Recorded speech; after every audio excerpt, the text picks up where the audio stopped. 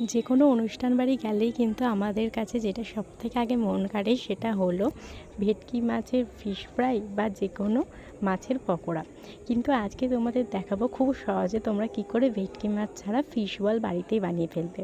তো প্রথমে এরকম একটা কাতলা মাছের পেটি নিয়ে নিয়েছিলাম, তারপরে ওটাকে কিন্তু নুন হলুদ দিয়ে তেলে ভেজে কাঁটাটা এরকমভাবে ছাড়িয়ে নিয়েছিলাম। তারপর ওই তেলের মধ্যেই দিয়ে দিয়েছিলাম পেঁয়াজ আর ম্যাশ পটেটো। তারপর ওর মধ্যে কিছু মশলা দিয়ে দিয়েছিলাম, যেমন নুন, হলুদ গুঁড়ো, জিরের গুঁড়ো, লঙ্কার গুঁড়ো আর কাঁচা লঙ্কা দিয়ে ভালো করে মিশিয়ে নিয়েছিলাম। তারপর ওই বেছে রাখা মাছটা দিয়ে আর উপর থেকে গরম মশলা ছড়িয়ে এটাকে নামিয়ে ঠান্ডা করতে রেখে দিয়েছিলাম। এদিকে একটা বাটিতে কিন্তু 2 চামচ কর্নফ্লাওয়ার আর জল দিয়ে একটা ব্যাটার বানিয়ে রেখেছিলাম।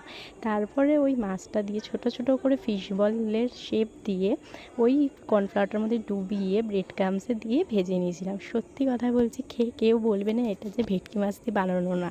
তোমরা অবশ্যই ট্রাই করো, জানিও কেমন।